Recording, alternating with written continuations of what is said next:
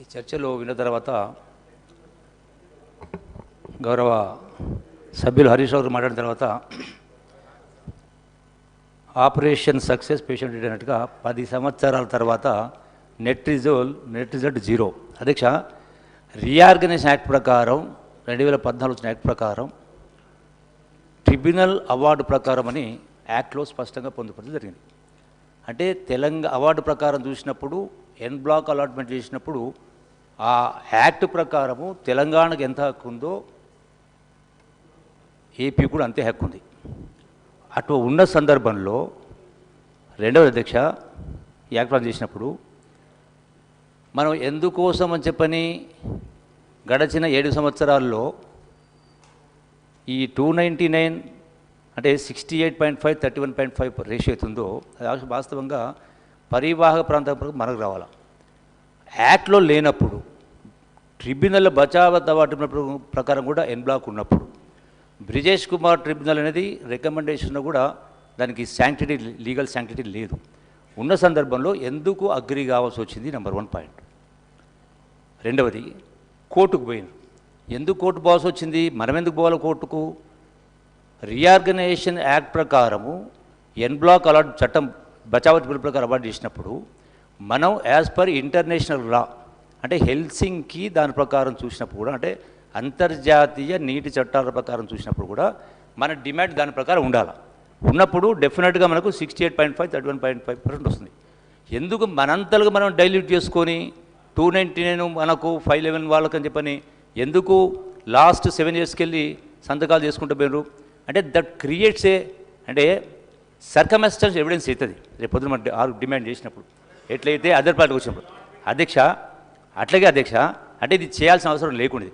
మనం ఎట్లయితే తెలంగాణ ఉద్యమం కోసం కొట్లాడి తెలంగాణ తెచ్చుకున్నామో నీటి కోసమే ఉన్నప్పుడు ఈ రోజున ఉద్యమం చేస్తూ ఉన్నారు.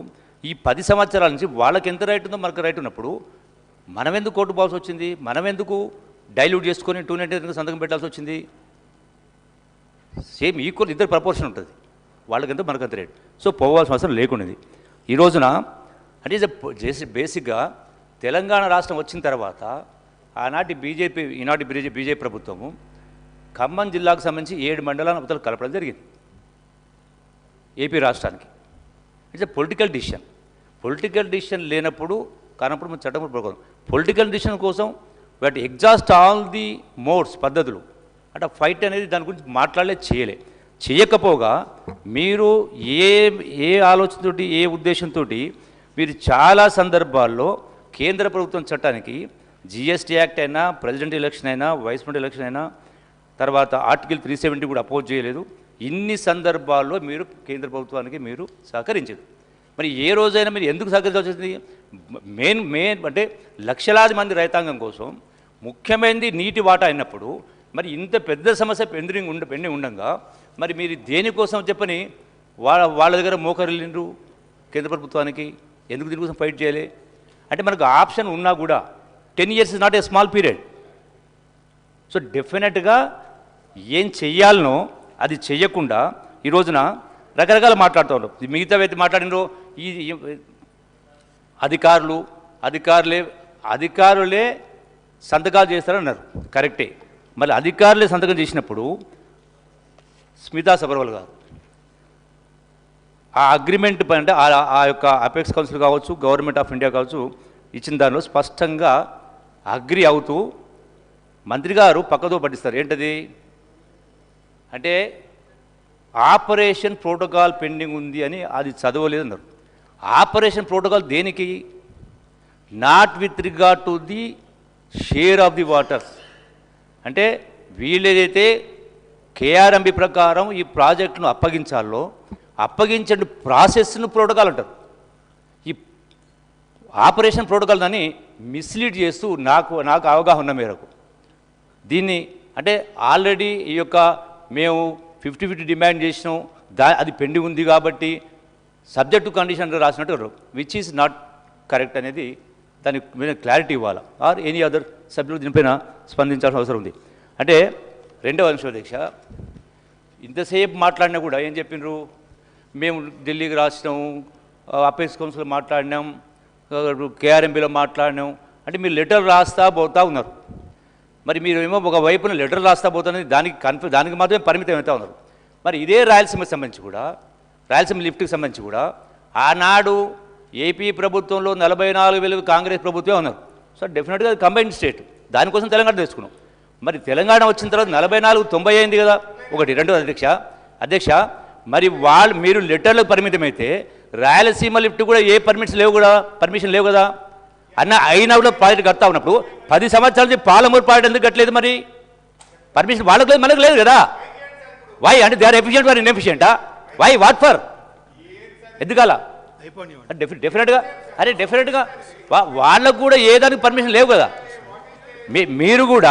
మీరు కూడా పాలమూరు సంబంధించి మీరు కేంద్ర ప్రభుత్వానికి ఇన్ని చట్టాలకు మద్దతు ఇచ్చి ఎన్విరాన్మెంటల్ క్లియరెన్స్ తెచ్చుకోవడానికి 10 సంవత్సరాల ఎందుకు ఎప్పుడు వచ్చింది? ఎందుకు పూర్తి కాలే? ఒకవైపున కాళేశ్వరము 1,00,000 కోట్ల ఖర్చు పెట్టేమో మీరు 3-4 సంవత్సరాలు పూర్తి చేసిండ్రు. మళ్ళీ అదే పాలమూరు సంబంధించి మళ్ళీ 18 లక్షల ఎకరాలకు సంబంధించి ఇదెందుకు పూర్తి కాలే? మరి వాటికి పర్మిషన్లు వీటికి పర్మిషన్స్ లేవు, ఇదెందుకు పెండింగ్లో ఉంది? అంటే డెఫినెట్గా అధ్యక్ష ఇప్పుడు ఏం చెయ్యాలో అక్కడ చెయ్యకుండా ఇప్పుడు ఇంత స్పష్టంగా మా గౌరవ ఇరిగేషన్ మంత్రి గారు మాట్లాడినరు, ఫైనాన్స్ మినిస్టర్ గారు మాట్లాడినరు, సీఎం గారు కూడా మాట్లాడారు. ఏపీ ముఖ్యమంత్రి గారు స్పష్టంగా వీడియోలో ఒక అడుగు ముందుకేసి స్పష్టంగా చెప్పడం జరిగింది. It's an evidence. ఇంత ఉన్న తర్వాత ఇంకా బుకాయించేటువంటి మాట్లాడుతూ ఈ రోజున ఒక మాట మాట్లాడారు. పాపాల భైరవుడు అన్నందుకు సరే బాధపడతా ఉన్నారు. దేనికోసం అంటారు అధ్యక్ష? డెఫినెట్గా నేను ఇక్కడ కూడా ప్రశ్నిస్తూ ఉన్నా. ఎందుకంటే ఒక పాయింట్ ఇష్యూ లాస్ట్లో చెప్తాను. అది ఈ రోజున హరీష్ రావు గారు ఒప్పుకుంటారా? ఇరిగేషన్లో అవినీతి జరగలేదన్న మాట ఒప్పుకుంటారు అధ్యక్ష? ఒప్పుకుంటారు అధ్యక్ష? I will show with evidence thousands of crores ఎలా రైతాంగం కోసం తపన పడుతున్నట్టుగా ఈరోజు ప్రజల కోసం మేలు చేస్తున్నట్టుగా గొప్పగా తెగ బాధపడిపోతూ ఉన్నారు. దీనికోసం తెలంగాణ తెచ్చుకున్నది అధ్యక్ష. అధ్యక్ష ఇప్పుడు మీరు ఎన్ని మాట్లాడినా కూడా చెప్తా అధ్యక్ష. వాస్తవంగా అధ్యక్ష ఈ రోజున ఈ పరిస్థితి రాకుండా ఉండాలంటే నేను ఒక ఉదాహరణ చెప్తా. మన స్వర్గీయ జయశంకర్ గారు సిద్ధాంతకర్త, ప్రొఫెసర్ జయశంకర్ సిద్ధాంతకర్త గారు బతుకున్నప్పుడే 2006లో ఎప్పుడైతే కాంగ్రెస్ టీఆర్ఎస్ పొత్తులో భాగంగా ఉన్న సందర్భంలో టీఆర్ఎస్ పార్టీకి 6 మంత్రి పదవులు వచ్చింది. కేసీఆర్ గారు మాట్లాడుతూ ప్రొఫెసర్ జయశంకర్ గారితో మాట్లాడి వారు సలహా కోరినారు. ఏమని కోరిన అధ్యక్ష? గురుగారు మనకు 6 శాఖల మంత్రి పదవులు వచ్చినాయి, ఈ శాఖలకు ఎవరిని మంత్రి చేద్దాం? ఇరిగేషన్ శాఖని మాట్లాడినప్పుడు ఇంకెవరిని చేస్తాం? మన నిష్ణాతుడు ఉన్నాడు కదా విద్యాసాగర్ రావు గారు అన్నారు. అంటే స్వర్గీయ విద్యాసాగర్ గురించి ప్రస్తావిస్తూ నీటి నిపుణుడు అన్నారు. సో డెఫినెట్గా అధ్యక్ష ఆయన తర్వాత ప్రమాణ స్వీకారమైంది. ఆ ప్రమాణ స్వీకారం సందర్భంలో ప్రొఫెసర్ హరగోపాల్ గారు, జయశంకర్ గారు వాళ్ళందరూ కూడా దండలు పట్టుకొని నిలబడ్డారు. ఆ రోజున విద్యాసాగర్ గారు వచ్చింటే ఉంటే ఇవాళ ఇవన్నీ జరిగేది కాదు. అంటే నిజాయితీగా ఉన్నటువంటి వ్యక్తిగా ఆ రోజు అవకాశం రాలా. ఇటువంటి చాలా ఉదాహరణలు చాలా ఉన్నాయి అధ్యక్ష. మరి కాళేశ్వరం ఏమో పూర్తి అవుతుంది కానీ మరి పాలమూరు ఎందుకు పూర్తి కాదు అధ్యక్ష? కన్క్లూడ్ చేయండి జిల్లాకు సంబంధించి.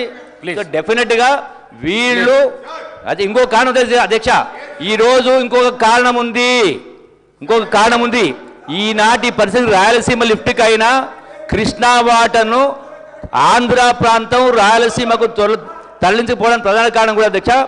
వాస్తవంగా గౌరవ ముఖ్యమంత్రి ఆనాటి ముఖ్యమంత్రి కేసీఆర్ గారికి చంద్రబాబు నాయుడు గారు సరిపడు.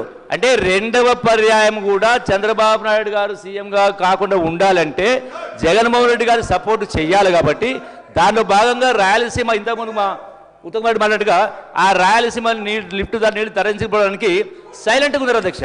So for everything there will be reason. That is the reason.